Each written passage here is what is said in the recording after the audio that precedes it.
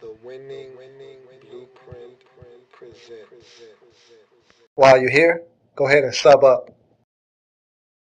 For those of you who don't know, I'm Lou, host of the football program in the lab room. Thank you for joining me. Here, simply talking football. Had a chance to watch a few preseason games over the weekend and jotted a few notes while I was watching the games. So I'm here to talk about the Green Bay Packers in their preseason opener at home versus the Arizona Cardinals. And if you're a Packers fan, not a lot of fun in the preseason, especially in the first game of the preseason. With these really good teams, what you'll find is that there's not a lot of fireworks. There's not a lot to divulge or show. I don't need my quarterback to go out there and play 2 or 3 series. You get one series and you get what you get. If I get a couple of first downs, that's it. You won't see the quarterback again for the rest of the day. If I get a good drive, it's over. So there's not a lot to see. There's not a lot to chew on. Just watching the young guys, seeing other players that may need to step up in other positions for you. That's what you got to watch. So if you're a Packers fan, there's not a lot to chew on here. So let's talk about what I saw with the Green Bay Packers in their preseason opener. We start with Aaron Rodgers, of course. Beautiful day in the neighborhood on the first possession until they got in the red zone. He makes a couple of short completions, then hits James Jones on a 50-yarder up the sideline. Beautiful throw, as only Aaron Rodgers can do it, puts it right on the money, and sets them up first and goal from about the 6-yard line. Can't cash in. They end up going for it on fourth down, don't pick it up, and that's the end of Aaron Rodgers' night. So there you go. 3 of 5, about 56 or 62 yards or so passing, and that's it. No more Aaron Rodgers. His night is done. And the Packers offense looked good as usual with Aaron Rodgers under center. You look at David Bakhtiari.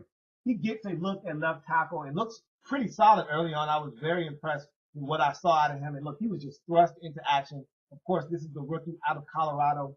You lose Brian Bulaga for the season, and that hurts. That stinks because you took Bulaga from right tackle, moved him over to left tackle, and allowed Marshall Newhouse to go over to right tackle, and we'll talk about him in a second. And so you felt like, hey, we're upgrading the line and possibly 2 positions, because if Bulaga goes and shines at left tackle like he did at right tackle, and Newhouse is better at right tackle than he was at left tackle, your offensive woes on that line could be solved with one fell swoop. Instead, Bulaga goes down, and now you got a question mark at both right and left tackle, because you still don't know what Marshall Newhouse is at right tackle, and now you don't know what you have at left tackle either. And so thought Bakhtiari came in, played well, and that's something for him to build on. And it makes you feel a lot more comfortable putting him out there if he can perform in the preseason. So he took a step towards earning that left tackle position in the absence of Brian Bulaga. Graham Harrell throws a pick. It seemed like he and the intended receiver Ross on that particular play were on different pages. It looks like Harrell thought he was going to come back to the football. He didn't. He went up the field. Patrick Peterson came up the field like he thought that Ross was going to do, and it resulted in a pick. And if you're the Packers, you're worried because you don't have a backup quarterback. For years, you've always had that guy behind that guy. Like before, when it was Brett Favre, you had Aaron Rodgers sitting there waiting in the wings. When he finally took over, you still had Matt Flynn sitting back there, and you felt really good when Aaron Rodgers went down and you had to play the Patriots. I thought Matt Flynn came in and played really well. And you've always had that comfort of knowing, hey, I got a guy back here that in the event that something goes wrong with Aaron Rodgers, you got a guy that can take care of business for 1 or 2 or possibly 3 weeks. You don't have that guy right now. You're really scared in Green Bay. And Graham Harrell has done nothing to calm down the fears that you may be having at the backup quarterback position. I didn't think he looked that sharp in this game at all. And you got to ask yourself, who's going to be that number 2 guy in Green Bay at the quarterback position?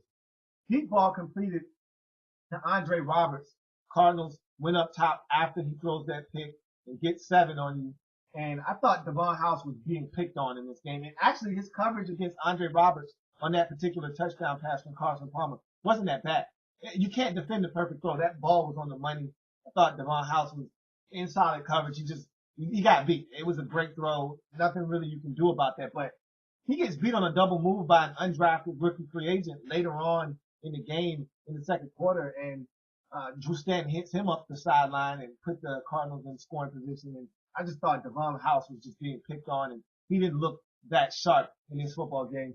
Let's see if he can get his act together because the Packers are probably going to need him to show up and play some cornerback for them this upcoming season. Let's get to Marshall Newhouse. I said we were going to talk about him a little bit, and he makes the move from left tackle to right tackle. And I was thinking, hey, much like the Bears situation with Jamarcus Webb, you take this left tackle that's probably not a left tackle, you move him to right tackle, and maybe, just maybe, he shores things up on the right side and he's a solid football player.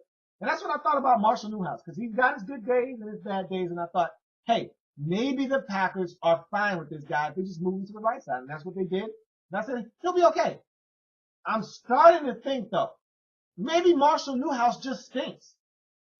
Maybe he's just not a good tackle at all. Maybe he's just not a starting caliber tackle in this league. And it finally crossed my mind. I wanted to give this guy the benefit of the doubt, but watching John Abraham just absolutely abuse him, beat him on a sack forced fumble of Graham Harrell, I'm not sure if Marshall Newhouse has it at the tackle position. I'm starting to think maybe this guy just stinks. We'll see. Dayton Jones sprains his ankle. Your first round draft pick in 2013 out of UCLA, manning up that 5 technique on the outside. He looked solid early on, but he sprains his ankle. You're hoping it's not serious. You're hoping that he'll be back in a week or two. But you don't want to see guys getting hurt. You don't want this. You don't want sprained ankles. You don't want injuries. You've had enough of those in Green Bay with Jordy Nelson, Brian Balaga, and all the rest of the injuries that you've had. Randall Cobb, the list goes on and on and on in Green Bay. You don't need any more injuries. So Dayton Jones spraining his ankle is not good news. Let's hope he's okay and we'll be back rather quickly. You look at Jonathan Franklin. I thought he came in. He was solid. He didn't do anything earth-shattering. He didn't do anything that I said, wow. It was not a lot of jaw-dropping or awe-inspiring moves there, but he fielded some punts. He caught a couple of passes out of the backfield. I thought he was solid in his debut as a rookie on this roster. We'll see how he continues to progress in this Green Bay Packers offense. And lastly, I want to touch on Vince Young. 1 of 3, about 7 yards passing, ran for another 14 yards or so. Look, he's not the answer to your backup question. And look, you're going to try to make him into something that he's not. He's not going to. And look, Aaron Rodgers doesn't get hurt that often anyway. He has a couple of concussions or whatnot, and so you don't want those to come back. But I don't think you have to really worry about him getting hurt, but you never know in this league. You just don't know. And so Vince Young is the same old guy. I feel like he's the same old V. You're not going to change VY. He's not a good quarterback.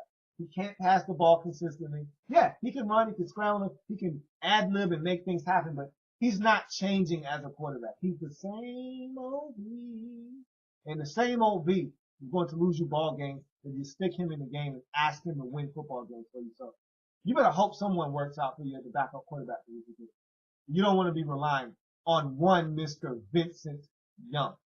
And that's going to do it for the Green Bay Packers' first preseason game. Like the content? Want more? Sub up.